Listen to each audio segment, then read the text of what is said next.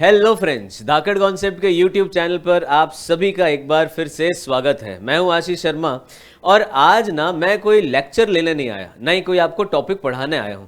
एक जनरल छोटा सा एक छोटा सा इंटरेक्शन है, वो करने आया हूं आप लोगों के साथ में। और इंटरेक्शन किस बारे में होगा, बोर्ड पर लिखा हुआ है, समझ में आ ही रहा है, आरबीआई असिस्टेंट 2026। एक सेकंड यहां से जाइएगा मत कि सर हमें पता है प्री होता है, मेंस होता है, इंग्लिश रीजनिंग मैथ्स होती है, प्री के अंदर इतने मार्क्स आते हैं, मेंस में। मैं ये सारी बातें नहीं करने आया, इसके अलावा कुछ बात करने आए हम। ये तो आपने शायद देख ही लिया होगा नोटिफिकेशन के अंदर, आपने पिछले साल की कट ऑफ देख ली होगी, कितनी मेहनत करनी है ये देख लिया होगा, कहाँ पर कितनी वैकेंसी है ये देख लिया होगा। ये सारा काम तो हमने कर लिया। मैं इसके अलावा एक कुछ बात आपसे करने आया हूँ। जनरली जब हम तैयारी शुरू करते हैं तो हम किसी पर्टिकुलर डायरेक्शन में दौड़ना स्टार्ट कर देते हैं, अच्छी बात है, उसमें कोई प्रॉब्लम नहीं है, लेकिन कुछ चीज़ों का हमें ध्यान रखना है। अब किन चीज़ों का ध्यान रखना है, या ऐसी कौन सी चीज़ें हैं जो हमें नहीं करनी है, बस उसके बारे में ये क्विक शॉर्ट वीडियो है। और मैं चाहूँगा कि आप मेरे साथ में लास्ट तक बने रहे। तो ये जो वीडियो है, ये वीडियो किस बारे में है?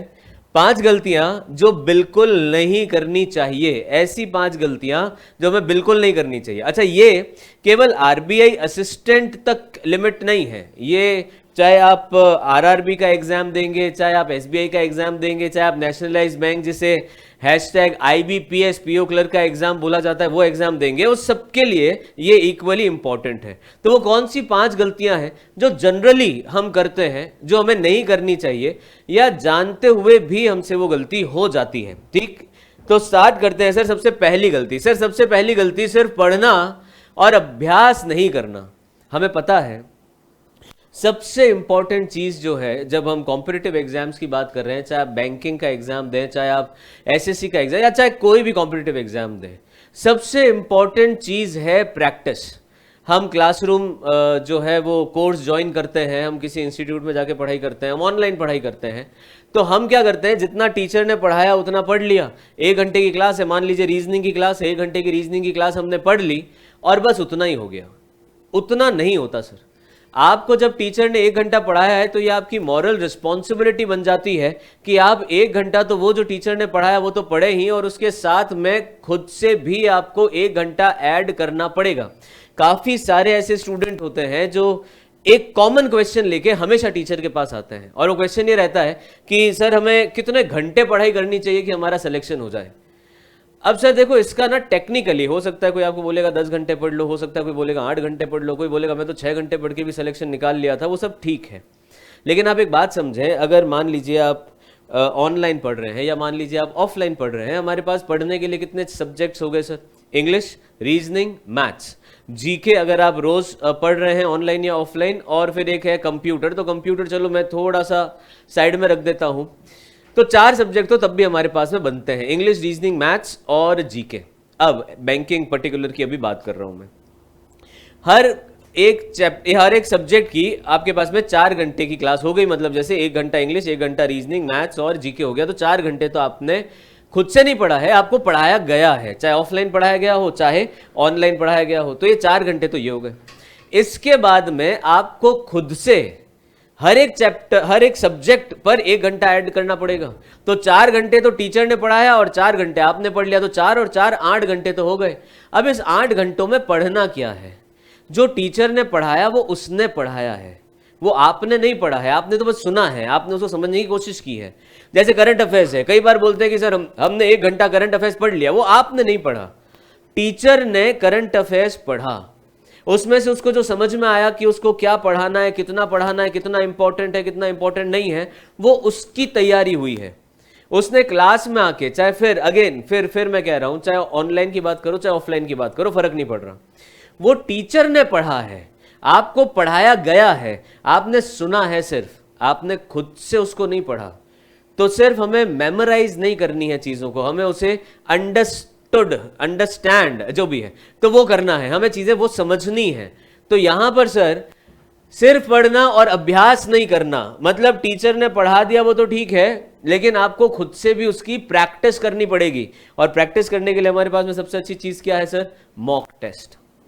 आप चाहे इंडिविजुअल चैप्टर वाइज मॉक दे दो, आप चाहे इंडिविजुअल सब्जेक्ट वाइज मॉक दे दो, या जिसे सेक्शनल मॉक बोलते हैं या वो दे दो, या फिर एक कंप्लीट मॉक पेपर दे दीजिए जिसमें प्री का पेपर होता है या मेंस का पेपर होता है, जैसा आपको सही लगे या जिस भी आप एग्जाम की तैयारी कर रहे हो। अभी अगर मैं आरबीआई असिस्टेंट पर्टिकुलर की बात करूं तो यहां पर हमारे पास में पहले प्री होगा फिर मेंस होगा, तो अभी हम एक बार के लिए प्री के ऊपर फोकस कर लेते हैं, फिर मेंस के ऊपर फोकस कर लेंगे। तो प्री के मॉक लगाइए, जितने ज्यादा मॉक दे सकते हैं उतना ही ज्यादा अच्छा होगा आपके पास और आपके लिए, आपके साथ। दूसरा, रिजल्ट में स्पीड स्लो प्लस पैनिक। अब अगर आप मॉक टेस्ट नहीं देंगे, अगर आपने मॉक टेस्ट नहीं दिया तो मॉक टेस्ट नहीं देने से क्या होगा, जैसे आपको पता है कि सचिन तेंदुलकर हो गया, विराट कोहली हो गया, बड़े बड़े जितने भी क्रिकेटर्स हो गए, ये कोई भी मैच होता है उससे पहले नेट प्रैक्टिस करते हैं। तो मॉक टेस्ट जो है वो हमारे बिल्कुल नेट प्रैक्टिस जैसे ही है।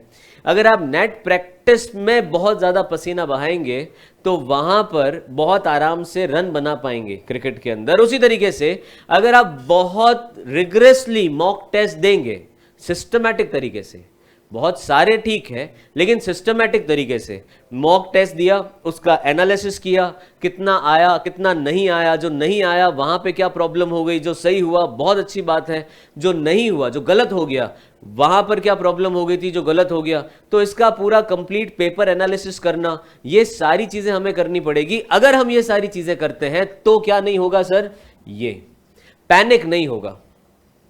रिजल्ट के अंदर क्या होता है सर, हमारा एग्जाम जो है ये अगर हम सिर्फ पढ़ते रहेंगे मतलब टीचर ने पढ़ा लिया, हमने लगा अच्छा ठीक है आज तो 4 घंटे पढ़ाई हो गई, अगर सिर्फ ऐसा करेंगे तो रिजल्ट क्या आएगा, स्पीड नहीं बनेगी हमारी, स्पीड नहीं बनेगी तो पैनिक हो जाएगा। हमारे पास में आपको पता है 1 घंटे का टाइम होता है, 100 क्वेश्चन होते हैं, टाइम कम है, क्वेश्चन ज़्यादा है, तो फिर हमें स्पीड तो चाहिए। स्पीड कब आएगी, जब नॉलेज आएगी, और नॉलेज कब आएगी, जब हम रिगरस प्रैक्टिस मॉक टेस्ट देते रहेंगे। तो सबसे पहला पॉइंट क्या है सर हमारा, हमें क्या करना है, मॉक टेस्ट हमारे लिए सबसे ज्यादा इंपॉर्टेंट है। और मॉक टेस्ट में हम अच्छा कर पाए उसके लिए नॉलेज इंपॉर्टेंट है।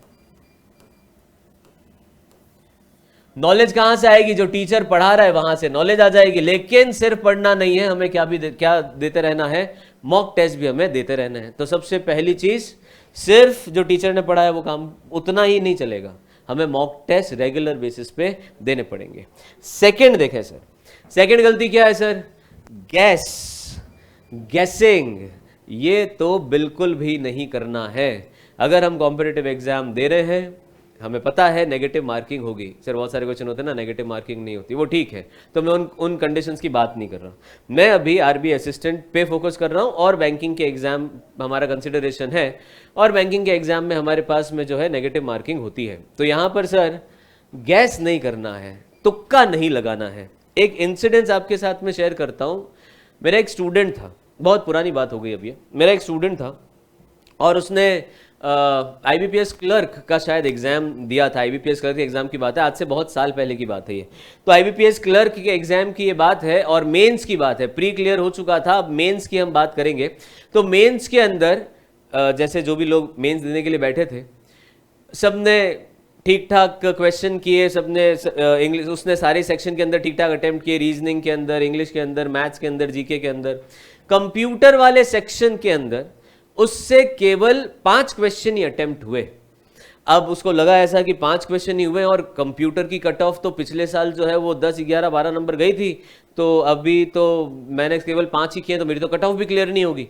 तो ये थॉट जब उसके दिमाग में आया तो उसने क्या किया, उसने तुक्के लगाने शुरू किए, उसने गैस करना शुरू किया कि हो सकता है इसका आंसर ये, हो सकता है इसका आंसर ये, और ऐसा करके उसने करीब करीब 15, 16, 17 क्वेश्चन अटेम्प्ट कर लिए। जब फाइनल रिजल्ट आया तो आप विश्वास नहीं करेंगे क्या हुआ। ये इसको मैं बाद में कंटिन्यू करता हूं। एक चीज आप सब समझें, जो चीज टफ है, अगर हमने ईमानदारी से मेहनत की है, अगर हमने मॉक टेस्ट दिए हैं, अगर हमने बहुत सारा अच्छे से पढ़ा है, तो जो चीज आपके लिए टफ होगी वो सबके लिए टफ होगी। ऐसा नहीं है कि केवल आपके लिए टफ है बाकी सबके लिए बहुत इजी। अगर हमने पढ़ाई की है तो की मैं बात कर रहा हूं, टर्म्स एंड कंडीशन अप्लाइड। तो सर अगर आपके लिए टफ है ना तो सबके लिए टफ है, ऐसा नहीं है कि केवल आपके लिए टफ होगी। ये बात आप मतलब एकदम इसको लिख ले कहीं पर, अगर मेहनत की है तो आपने। तो अब उसने क्या किया, उसने कहा कि मुझे तो केवल 5 ही क्वेश्चन आते हैं और कट ऑफ जो है पिछले साल इतनी ज्यादा गई थी तो मैं फेल हो जाऊंगा, सेक्शनल कट ऑफ नहीं क्लियर हो पाएगी मेरी। उसने तुक्के लगा दिए, उसने गैस कर दिया, ये गैसिंग, ये इसीलिए ये पॉइंट रखा गया यहाँ पे कि सर आज के टाइम में तुक्के कौन लगाता है। एग्जाम प्रेशर हमसे कुछ भी करवा सकता है, तो इस चीज का ध्यान रखना। रिजल्ट क्या रहा सर, रीजनिंग की कट ऑफ से उसके कम से कम 10 नंबर ज़्यादा थे, मैथ्स की कट ऑफ से उसके 10, 12, 15 नंबर ज़्यादा थे, जीके के अंदर भी कट ऑफ से उसके बहुत नंबर ज़्यादा थे और इंग्लिश में भी ऐसा ही था। एग्जैक्ट मुझे अब नंबर याद नहीं है, लेकिन बहुत ज़्यादा नंबर कट ऑफ से बहुत अच्छे नंबर थे उसके। ऐसा मान लीजिए आप ओवरऑल जैसे 100 में से अगर कट ऑफ गई 50 या 55 नंबर गई होगी तो उसके 70-75 मार्क्स थे। इतना अच्छा पेपर उसने किया था। ठीक, अब मेरे जो नंबर्स बोल रहा हूँ पकड़ के मत बैठ जाना। तो इतना अच्छा पेपर हुआ था उसका, लेकिन कंप्यूटर में क्या हुआ सर, कंप्यूटर की कट ऑफ गई 2.5 क्योंकि पेपर बहुत टफ था और उसके 5 क्वेश्चन बिल्कुल सही थे जो उसको आते थे। कट ऑफ गई 2.5 और उसने क्योंकि इतने सारे गैस कर लिए थे, इतने सारे तुक्के लगा लिए थे, कंप्यूटर की सेक्शनल कट ऑफ क्लियर नहीं कर पाया। और इतने अच्छे नंबर होने के बाद भी, 100 में से 70 प्लस नंबर थे उसके, उतने अच्छे नंबर होने के बाद भी उसका फाइनल सिलेक्शन नहीं हुआ। तो सर इस चीज़ का ध्यान रखेंगे आप सब लोग। मेहनत हमें पूरी करनी है, मॉक हम पूरा देंगे, अपनी तरफ से 100% देंगे, लेकिन अगर एग्जाम के अंदर ऐसा हुआ कि हमें कुछ नहीं आ रहा तो तुक्का लगाने की बिल्कुल भी ज़रूरत नहीं है। अगर इतनी मेहनत की है तो ये मान के चलें कि जितना आपको आता है बहुत अच्छा आता है। ठीक, तो गैसिंग बिल्कुल भी नहीं करनी है ज़्यादा। शायद ये जवाब हो सकता है, हाँ ठीक है, ये तो नेगेटिव मार्किंग डेफिनेटली सर, इसीलिए फेल हुआ सर, वो नेगेटिव मार्किंग होती है और इसी बात का हमें ध्यान रखना चाहिए। ठीक, तो 100% श्योर हो तभी अटेम्प्ट करें, तुक्का मारने की ज़रूरत बिल्कुल भी नहीं है। नेक्स्ट है सर गलती नंबर 3, टाइम मैनेजमेंट। सबसे ही बड़ी प्रॉब्लम है, हम टाइम ही मैनेज नहीं कर पाते। अब सर टाइम मैनेज करने की कहाँ ज़रूरत है, बैंक वाले वैसे ही 20-20 मिनट दे देते हैं, तो इस 20 मिनट के अंदर तो कोई प्रॉब्लम ही नहीं है, आराम से। अच्छा, इसमें टाइम मैनेज क्या करना है, 20 मिनट है, उतनी देर के लिए विंडो खुला रहेगा। अब यहीं पर प्रॉब्लम आती है सर। टाइम मैनेजमेंट का मतलब क्या हुआ, हम जो है किस समय क्या चीज करनी, किस समय मतलब इंडिविजुअल सेक्शन की बात कर रहा हूं। जैसे मैं रीजनिंग पढ़ाता हूं तो मैं रीजनिंग की बात कर लेता हूं। मान लीजिए हमारे पास में ये है रीजनिंग, तो सबसे पहले तो सर टाइम मैनेजमेंट जब मैं बात कर रहा हूं तो ये 20 मिनट तो रीजनिंग के लिए मिल गया आपको, लेकिन इन अब 20 मिनट को मैनेज कैसे करना है वो सबसे ज्यादा इंपॉर्टेंट है। और ये वाला सेक्शन तो सर सबसे ज्यादा ही इंपॉर्टेंट रहने वाला है। मैं इस सेक्शन को इंडिविजुअली भी एक्सप्लेन कर दूंगा। चलो यहां से मैं इसको हटाता हूं और इस सेक्शन को बहुत अच्छे से समझा। देखो क्या पॉइंट है, 2 ही पॉइंट है। एक ही क्वेश्चन में जरूरत से ज्यादा टाइम लगा देना, तो इससे अच्छा इजी क्वेश्चन छूट जाते हैं, ये तो एक अलग ही बात हो गई। स्किप करो, बाद में वापस आओ। अब सर देखो इस चीज को एक बहुत अच्छा एग्जांपल लेके मैं आपको एक्सप्लेन कर देता हूं। जैसे हम मान लेते हैं रीजनिंग, रीजनिंग के लिए आपको मिलते हैं 20 मिनट। आप 20 मिनट का मतलब सब मैथ्स के लिए, इंग्लिश के लिए भी उतना ही मिलेगा, एक जनरल स्टैंडर्ड बात कर रहा हूं मैं। तो ये 20 मिनट मिल गए सर आपको रीजनिंग के। अब हम रीजनिंग को 2 पार्ट्स में डिवाइड करेंगे, पहला पार्ट और दूसरा पार्ट। ये पहला पार्ट के अंदर आएगा पजल और दूसरे पार्ट के अंदर आएगा हमारे पास में नॉन पजल। तो पहले पार्ट में पजल वाले क्वेश्चन हो गए, दूसरे पार्ट में नॉन पजल वाले क्वेश्चन हो गए। अब देखो नॉन पजल वाले क्वेश्चन का मतलब क्या हुआ, नॉन पजल वाले क्वेश्चन का मतलब हो गया सर हमारे पास में सिलोजिज्म, नॉन पजल वाले का मतलब हो गया इनइक्वालिटी, उसके बाद में तीसरा हो गया हमारे पास में डायरेक्शन, उसके बाद में चौथा हो गया हमारे पास में कोडिंग, उसके बाद हो गया सर हमारे पास में 5वां रैंकिंग, और रैंकिंग के बाद हो गया सर हमारे पास में 6ठी पोजीशन पे सीरीज, और 7वां मिसलेनियस। जो भी आप क्वेश्चन, जो टॉपिक अब बच गए वो सारे। तो पजल के अंदर blood relation, of course yes, एक और इंपॉर्टेंट ब्लड रिलेशन। तो और भी मिसलेनियस है कुछ, 8 के अंदर हम मिसलेनियस डाल देते हैं। तो ये है वो सारे टॉपिक जो नॉन पजल वाले टॉपिक्स हैं। यहां पर अब हमारे पास में पजल है। अब यहां हमारे पास में क्वेश्चन कितने आएंगे सर, क्वेश्चन आएंगे टोटल हमारे पास में 35। अब इन 35 क्वेश्चंस में से अगर आपकी किस्मत अच्छी है तो 3 पजल आएगी, एक पजल 5 नंबर लेके आएगी, तो उस हिसाब से पजल का वेटेज हो गया हमारे पास में 15 क्वेश्चंस के साथ 15 मार्क्स का। और बाकी जो नंबर बचे वो सारे किस में हो गए सर, नॉन पजल वाले के अंदर हो गए। अब यहां पे 35 में से देखो 15 चलेगा, कितने बचे सर पीछे 20। तो ये 20 क्वेश्चन जो है ये नॉन पजल के हो गए आपके पास में, और 15 क्वेश्चन जो है वो पजल वाले हो गए आपके पास में। अब 2 सिनेरियो क्रिएट करते हैं, जो टाइम मैनेजमेंट की बात हो रही है। 2 सिनेरियो यहां पर है सर टाइम मैनेजमेंट। तो यहां पर सर पजल हमने मान लीजिए ये सेक्शन स्टार्ट किया और स्टार्ट करती हमने क्या उठा ली, पजल उठा ली। अब पजल उठाई और पजल आ रही है मेरे पास में 3। अब इस 3 पजल में से 2 पजल हो सकता है मॉडरेट हो और एक पजल जो है वो थोड़ी सी अच्छी पजल हो जाए, टफ पजल हो जाए। अब यहां पर सर 1, 2 और ये 3, अब देखो मैं इजी से मॉडरेट लिख देता हूं, इजी से मॉडरेट। एक तो मॉडरेट ही होगी, एक इजी मॉडरेट हो सकती है और एक जो है वो थोड़ा सा उसका लेवल प्लस हो सकता है। इसको लेवल प्लस, टफ तो जैसा देखो कुछ होता नहीं है, लेवल प्लस कर देते हैं। अब हमने मान लेते हैं इजी से मॉडरेट उठाई, या मान लेते हैं हमने मॉडरेट उठा ली। अगर हमने लेवल प्लस उठा लिया या थोड़ी टफ उठा ली तब तो अब मैं क्या ही बोलूं, उसके तो छोड़ ही दो। मान लीजिए मॉडरेट उठा ली, ये पजल हमसे बन गई। अब मान लेते हैं 4 से 5 मिनट लगे या 5 से 6 मिनट लगे हमें ये पजल बनाने में। 20 मिनट का टाइमर चल रहा है, वो टाइमर चल रहा है उल्टा, ध्यान रखना सर।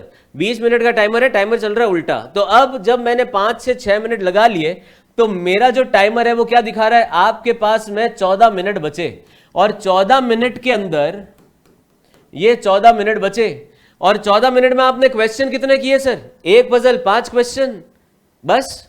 तो 14 मिनट बचे हैं, 5 क्वेश्चन हुए हैं, 35 के हिसाब से 30 क्वेश्चन और बचे हैं। और ये होती है साइकोलॉजिकल हैमरिंग हमारे ऊपर। हमारे हाथ पैर फूल जाते हैं, हम पैनिक हो जाते हैं, हमें समझ में ही नहीं आता कि अब तो केवल 14 मिनट ही बचे और अब तो पूरा रीजनिंग का पेपर हमें सॉल्व करना है। और ये तो मैं तब बोल रहा हूं जब आपने ये पजल उठाई और ये पजल बन गई। अगर ये पजल नहीं बनी तो 5 से 6 मिनट चले गए, अब 14 मिनट बचे हैं और हमने अभी तक एक क्वेश्चन भी सॉल्व नहीं किया है। और मुझे पूरा विश्वास है बहुत सारे स्टूडेंट के साथ में ये या तो प्रॉब्लम हुई है या हो चुकी है या वो इस सिचुएशन में खुद को पा चुका है। तो ध्यान रखेंगे, प्री का एग्ज़ाम आप देने जा रहे हैं, कभी भी ये पजल वाला सेक्शन पहले नहीं उठाएंगे। आप क्या उठाएंगे, पहले नॉन पजल सेक्शन उठाएंगे। Syllogism, inequality, direction, coding, ranking, series के जितने सारे क्वेश्चन हैं। और मुझे उम्मीद है जब हम तैयारी, मैं फिर देखो बार बार एक ही चीज़ बोल रहा हूँ, हमारी तैयारी बहुत अच्छी है, उन ग्राउंड्स पे हम बात कर रहे हैं।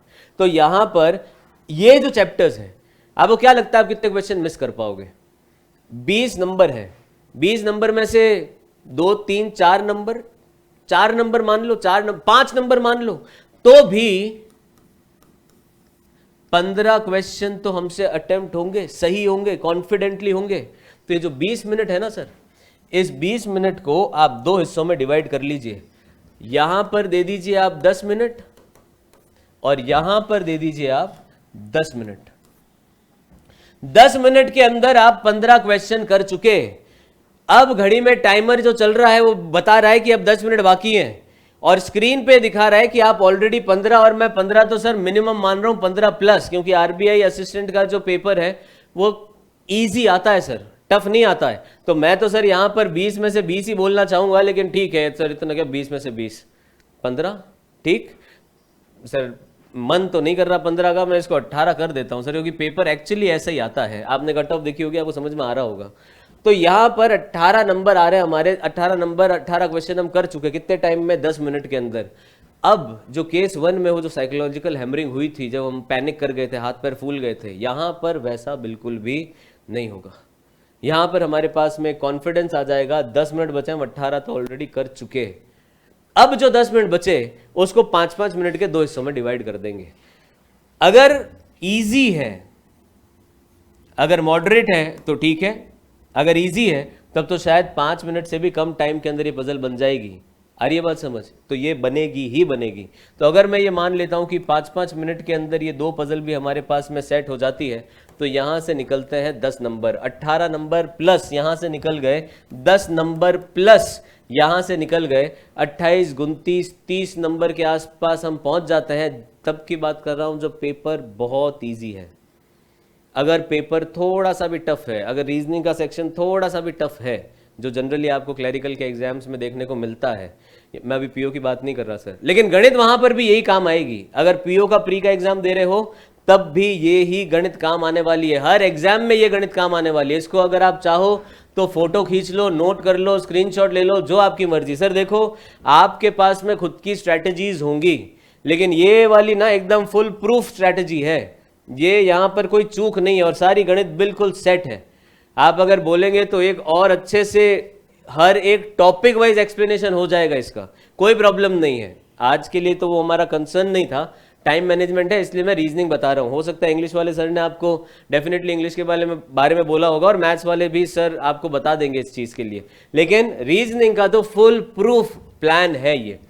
तो यहां पर अगर हम इसी स्ट्रैटेजी पे काम करते हैं तो सर 18 प्लस यहां पर बनते हैं, 10 प्लस यहां पर बनते हैं, तो आप बहुत आराम से 30 प्लस की रेंज में चले जाएंगे। लेकिन स्ट्रैटेजी सही होनी चाहिए, टाइम मैनेजमेंट सही होना चाहिए। सिर्फ आपको नॉलेज है दुनिया भर का, उससे हमारा काम होने वाला नहीं है। ठीक, तो सबसे इंपॉर्टेंट क्या है हमारे पास में?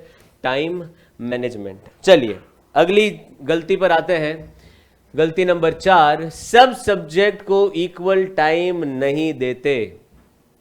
मुझे रीजनिंग बहुत अच्छी लगती है तो मैंने सारा टाइम सिर्फ रीजनिंग को दे दिया, पूरे टाइम सिर्फ रीजनिंग ही पढ़ी है, और ऐसा करने से सर या तो मैथ्स हिलेगा या इंग्लिश हिलेगी। देखो हमारे पास में ऐसा होता है, 3 सब्जेक्ट है, इंग्लिश, रीजनिंग, मैथ्स। हो सकता है कोई ऐसा स्टूडेंट हो जिसको इंग्लिश आती है, मुझे आती है इंग्लिश। हो सकता है किसी को रीजनिंग ही आती है, मुझे रीजनिंग तो सब आती है, रीजनिंग को प्रॉब्लम नहीं। हो सकता है किसी को मैथ्स पूरी आती है, और हमारे पास में तीनों वैरायटीज अवेलेबल है। अब बचे 2 सब्जेक्ट। एक तो वो सब्जेक्ट जो आता है मुझे, तो वो सब्जेक्ट हटा दो, पढ़ना और मॉक तो उसके भी देने पड़ेंगे, लेकिन बहुत ज्यादा जोर लगाने की जरूरत नहीं है। अब 2 सब्जेक्ट बचे, इन 2 में से एक वैसा सब्जेक्ट जो मुझे अच्छा नहीं लगता और एक ऐसा सब्जेक्ट जो मुझे अच्छा लगता है। अब जो सब्जेक्ट अच्छा लगता है उसको तो मैं रात दिन लेके बैठा हूं, और जो सब्जेक्ट अच्छा नहीं लगता उसको मैं देख ही नहीं रहा हूं। तो सर सब सब्जेक्ट को इक्वल टाइम देना, फेवरेट सब्जेक्ट ही नहीं पढ़ना है, ध्यान रखेंगे सर। उसके बाद में वीक सेक्शन में कट ऑफ क्लियर नहीं होती, बिल्कुल ऐसा ही होता है सर हमारे साथ में। जिस सब्जेक्ट जो हमें आता है उसमें अच्छे नंबर आ जाते हैं। अब जो 2 सब्जेक्ट बचे उसमें से एक हमें अच्छा लगता है, हम उसी को पढ़ रहे हैं, उसमें भी नंबर अच्छे आ जाते हैं। और एक सब्जेक्ट जो हमें अच्छा नहीं लगता, हम उसे पढ़ते ही नहीं है, और कई बार ऐसा होता है या तो केवल पासिंग मार्क्स आके रह जाते हैं या वो सेक्शनल कट ऑफ भी क्लियर नहीं कर पाते। अब आज के जो एग्ज़ाम्स हैं, जिस तरह से एग्ज़ाम हो रहे हैं और जिस तरीके से कट ऑफ जारी है, आप बहुत अच्छा पढ़ रहे हैं, आप बहुत ज़बरदस्त पढ़ रहे हैं आप लोग, और सभी मतलब नेक्स्ट लेवल पे आप कट ऑफ, आप ही लोग हैं जो लेकर जा रहे हैं कट ऑफ। तो अब सिर्फ सेक्शनल कट ऑफ पास हो जाए तो वो है ही नहीं ना, इंपॉर्टेंस ही नहीं है, वो तो मिनिमम बेयर मिनिमम वाली चीज़ हो गई। लेकिन सब सब्जेक्ट को बराबर टाइम देना पड़ेगा ताकि ओवरऑल कट ऑफ भी अच्छी हो, और ओवरऑल कट ऑफ भी अच्छी होने के साथ में नंबर भी अच्छा है, वो इंपॉर्टेंट है हमारे लिए। हमारे लिए सिर्फ ये इंपॉर्टेंट नहीं कि यहाँ पे सेक्शनल कट ऑफ निकाल ली हो गया, अच्छा ओवरऑल कट ऑफ निकाल ली हो गया, ओवरऑल कट ऑफ से भी नंबर 10, 12, 15 नंबर ज़्यादा आएंगे, तब हम फाइनल सिलेक्शन की तरफ, अगर मेंस का एग्जाम है तो हम देखेंगे। ठीक, तो सर सिर्फ अपना फेवरेट सब्जेक्ट ही नहीं पढ़ते रहना है। और सर आखिरी गलती, एग्जाम हॉल में पैनिक हो जाना। ये देखो कोई ऐसी चीज़ नहीं है कि किसी से हो रही है और किसी से नहीं हो रही है, या ऐसा नहीं है कि कोई नर्वस नहीं हो रहा है, या ऐसा नहीं है कि कोई पैनिक नहीं कर जाता कि सर पैनिक क्यों करेंगे, मतलब इसमें पैनिक का क्या। अभी इतनी सारी चीज़ें समझ ली कि नॉलेज है, फिर हमने मॉक भी दे दिया, फिर हमने अच्छे से प्रैक्टिस भी कर ली, तो पैनिक होने की क्या ज़रूरत है। सर क्वेश्चन देखकर पैनिक हो जाते हैं, दिमाग ब्लैंक हो जाता है, जो आता है वो गलत हो जाता है। सर बात समझें, अभी जब आप ऑनलाइन पढ़ रहे हैं तो घर में बैठ के पढ़ रहे हैं, कूलर एसी में पढ़ रहे हैं, ऑफलाइन आ रहे हैं तो भी आजकल के क्लासरूम जो है वो वेल इक्विप्ड क्लासरूम है सारे, तो बिना किसी प्रेशर के आप आराम से पढ़ाई कर रहे हैं। आप मॉक टेस्ट भी जब देते हैं तो भी या तो किसी कोचिंग इंस्टीट्यूट में बैठ के या घर पे बैठ के आराम से एकदम कंफर्टेबल अपने कंफर्ट जोन में बैठ के वो एग्जाम देते हैं। कभी ऐसा नहीं करते कि रूम 1 में नहीं रूम 2 में बैठ के एग्जाम दे लें। कभी ऐसा नहीं करते कि अच्छा छत में बैठ के एग्जाम देते हैं, मतलब छत पे बैठ के नहीं देख सकते आप, पर एक एग्जाम्पल दे रहा हूँ। आप प्लेसेस चेंज करके नहीं देते, आप अपनी स्टडी रूम में या स्टडी टेबल पे या अपने बेड पर या अपने एकदम कंफर्ट जोन में बैठ के एग्जाम देते हैं। लेकिन जब आप एग्जाम देने जाते हैं, एग्जाम हॉल पे जाते हैं, तो एक तो आपको पता है कि 1 घंटा पहले बुला लिया जाता है, और अब ये जितने भी एग्जाम आ रहे हैं या तो भरी गर्मी में होते हैं या भरी ठंड में होते हैं, ये 2 ही कंडीशन में होता है। कुछ एग्जाम जो होते हैं वो बारिश के सीजन में भी हो जाते हैं, तो रास्ते में आपको थोड़ा अनइवन रास्ता ही मिलता है, तो ऑड सिचुएशन आ जाती है हमारे पास में। फिर 1 घंटा पहले पहुंचो, ठंड है तो ठंड में खड़े रहो, धूप है तो धूप में खड़े रहो, 1 घंटा पहले पहुंचो। 1 घंटा पहले पहुंचने के बाद में फिर अंदर जाते हैं, उसके बाद आपका बायोमेट्रिक होता है, लाइव फोटोग्राफ्स होती हैं और बहुत सारा तामझाम, फिर आपको कंप्यूटर के सामने बिठा दिया जाता है, और एक अच्छे खासे टाइम के लिए आप कंप्यूटर के सामने बस सिर्फ बैठे ही हैं, कुछ कर नहीं सकते, और वो टाइमर चल रहा है आपका, अब इतना बचा, अब इतना बचा। तो ये जो सिचुएशन क्रिएट होती है ना, ये सिचुएशन हमें डिस्टर्ब करती है। काफ़ी सारे लोग ऐसे होते हैं, एग्ज़ाम है, एग्ज़ाम प्रेशर है, उस वजह से कुछ खा पी के नहीं जाते, तो उनकी तबीयत वैसे ख़राब होने लग जाती है। तो n नंबर ऑफ रीजंस होते हैं सर एग्ज़ाम हॉल में पैनिक हो जाना। अब ये तो तब जब अभी तक क्वेश्चन पेपर खुला ही नहीं है, उससे पहले ये साइकोलॉजिकल हैमरिंग हमारे ऊपर हो गई। अब आप सोच के गए थे कि सिलोजिज्म करके जाए, सिलोजिज्म बहुत अच्छे से आता है, तो 3 क्वेश्चन 4 क्वेश्चन जो सिलोजिज्म के आएंगे वो तो हम डेफिनेटली कर ही लेंगे। प्रॉब्लम ये है कि सिलोजिज्म का क्वेश्चन ही नहीं आया एग्जाम में, तो ये फिर साइकोलॉजिकल हैमरिंग हो गई। आप मैथ्स में सोच के गए थे कि सीरीज आएगी या लीनियर इक्वेशंस आ जाएगी, क्वाड्रेटिक इक्वेशन आ जाएगी, तो वो सॉल्व कर लेंगे, आई नहीं सर, तो ये साइकोलॉजिकल हैमरिंग हो जाती है। हो सकता है कि कोई ऐसा टॉपिक हो जैसे ब्लड रिलेशन, आपको बहुत अच्छा आता है और एग्जाम में ब्लड रिलेशन का क्वेश्चन भी आ गया, लेकिन वो क्वेश्चन आपसे सॉल्व नहीं हो पाया, या आप किसी क्वेश्चन में फंस गए, ऐसा टॉपिक जो आपका सबसे फेवरेट था और उसी के अंदर फंस गए, तो इससे क्या होता है, पैनिक हो जाता है सर। और हमें ऐसा काम बिल्कुल भी नहीं करना है। तो फिर क्या करें सर? देखो, एक चीज़ सब लोग बोलते होंगे शायद, और मैं भी एक्चुअली पर्सनली रिकमेंड करूंगा इसे, आप थोड़ा ना खुद पर काम करें, आप एक्सरसाइज करें। एक्सरसाइज करें मतलब मैं जिम जाने के लिए नहीं बोल रहा, जाओ तो बहुत अच्छी बात है, लेकिन घर पर भी आप बहुत जनरल एक्सरसाइजेज जो होती हैं वो कर सकते हैं। इससे आपका जो दिमाग है वो एक्टिव रहेगा। मेडिटेशन अगर आप कर सकते हो, डेफिनेटली मेडिटेशन करो। इससे आपकी जो 8 इंद्रियां होती है ना, ऐसा बोलते हैं 8 इंद्रियां हैं, ये 8 इंद्रियां एग्जाम हॉल में जाके 108 इंद्रियां बन जाती हैं। तो अब या तो एग्जाम दे लो या इन 108 इंद्रियों को कंट्रोल कर लो। तो उससे अच्छा ये है कि आप मेडिटेशन करें, थोड़ा खुद पे कंट्रोल रखें, ऑड सिचुएशन आए तो शांति रखें अपने दिमाग के अंदर। और ये चीज़ मैंने पहले भी बोली, अभी फिर बोल रहा हूँ, अगर कोई चीज़ टफ है तो वो केवल आपके लिए टफ नहीं है, वो सबके लिए टफ है, और इसका कॉन्ट्ररी भी है, इसका उल्टा भी है। अगर कोई चीज़ आपको लग रहा है तो बहुत ईजी है, तो फिर वो आपके लिए नहीं सर, वो सबके लिए बहुत ईजी है।